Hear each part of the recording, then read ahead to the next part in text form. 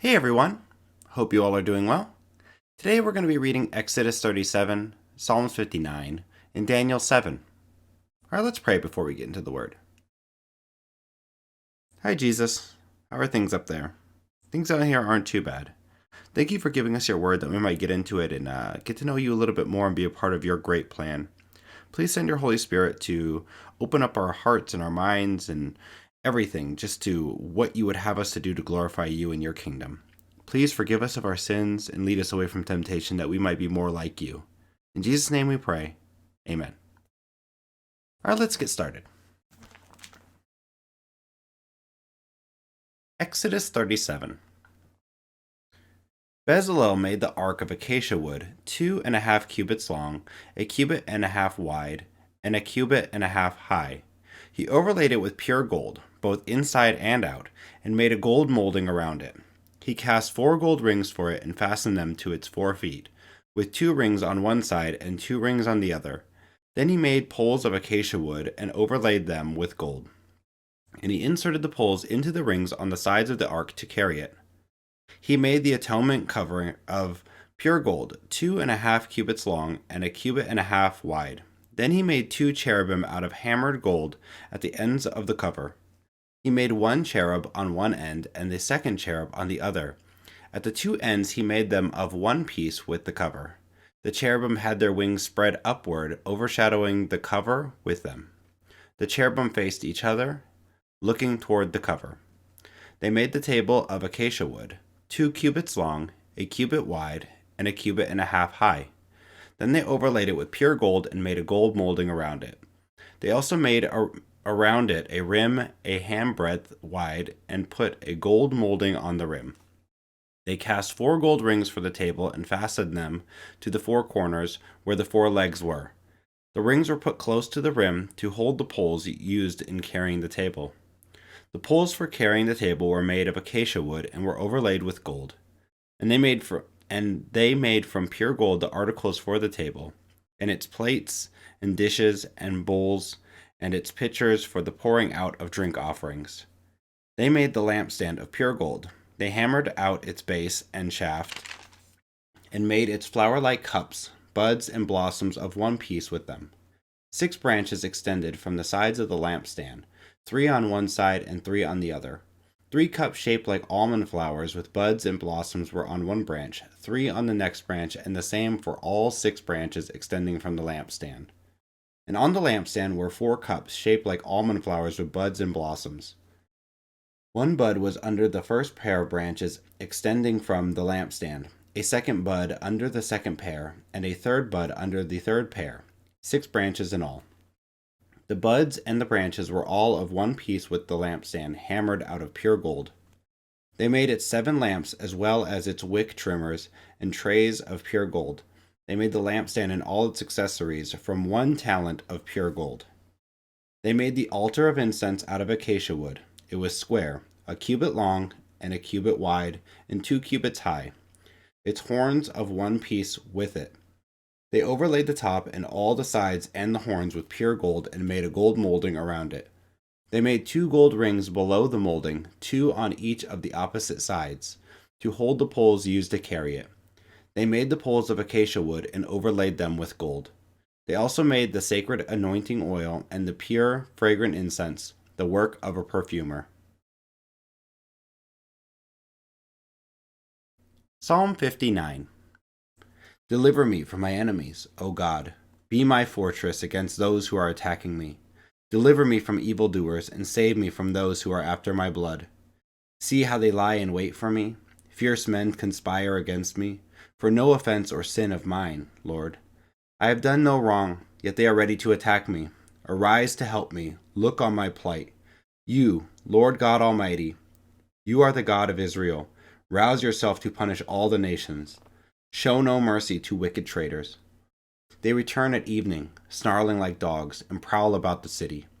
See what they spew from their mouths. The words from their lips are sharp as swords, and they think, who can hear us? But you laugh at them, Lord. You scoff at all those nations.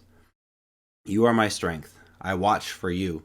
You, God, are my fortress, my God on whom I can rely. God will go before me and will let me gloat over those who slander me. But do not kill them, Lord, or our shield, or my people will forget. In your might uproot them and bring them down. For the sins of their mouths, for the words of their lips, let them be caught in their pride. For the curses and lies they utter, consume them in your wrath, consume them till they are no more. Then it will be known to the ends of the earth that God rules over Jacob. They return at evening, snarling like dogs, and prowl about the city. They wander about for food, and howl if not satisfied. But I will sing of your strength. In the morning I will sing of your love. For you are my fortress, my refuge in times of trouble. You are my strength. I sing praise to you. You, God, are my fortress, my God on whom I can rely.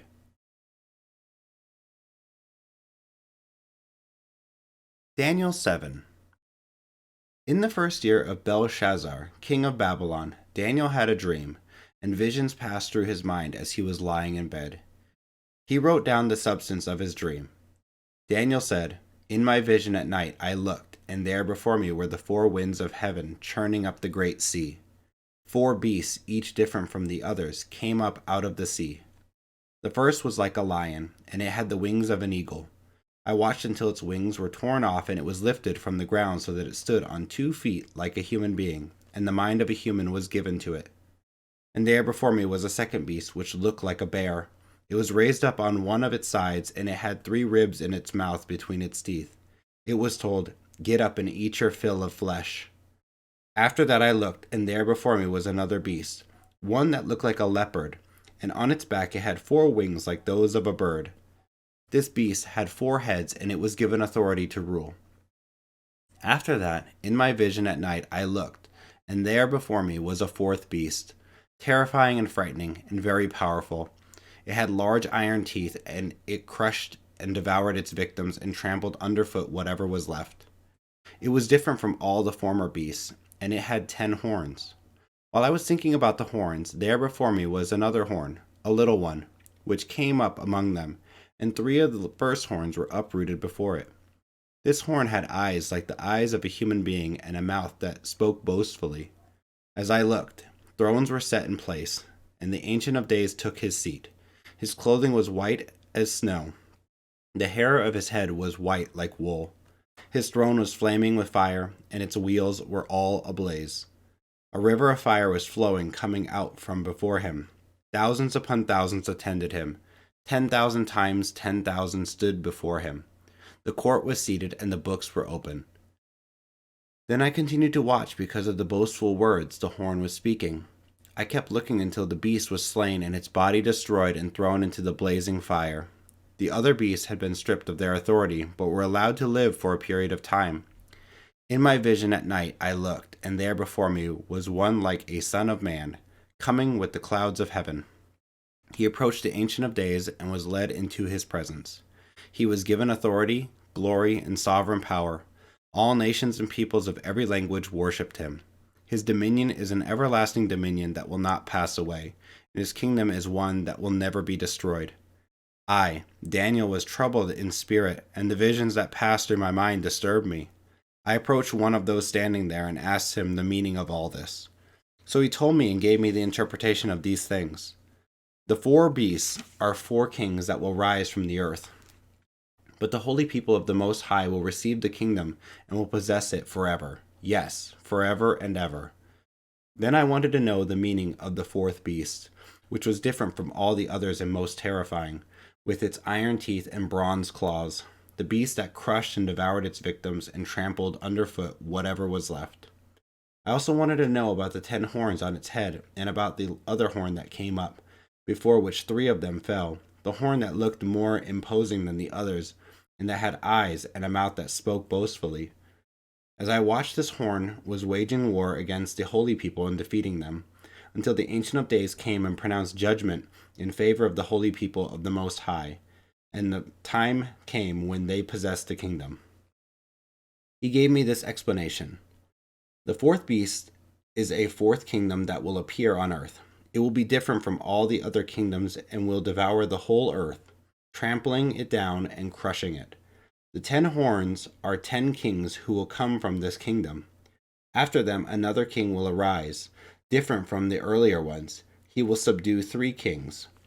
He will speak against the Most High and oppress his holy people and try to change the set times and the laws. The holy people will be delivered into his hands for a time, times and a half a time.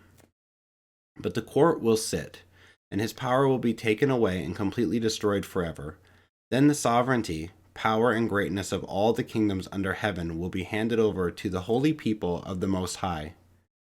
His kingdom will be an everlasting kingdom, and all rulers will worship and obey him. This is the end of the matter. I, Daniel, was deeply troubled by my thoughts, and my face turned pale, but I kept the matter to myself. Thanks for joining and listening today. If you have any questions, leave them down here in the comments section, and I'll be making some videos where I go through some of those questions, show you some of the questions that I had, and maybe we can find some answers or even dive into it together. Thanks, guys. Hit the like and subscribe, and come back for more. All right, guys, take it easy. Bye. God bless.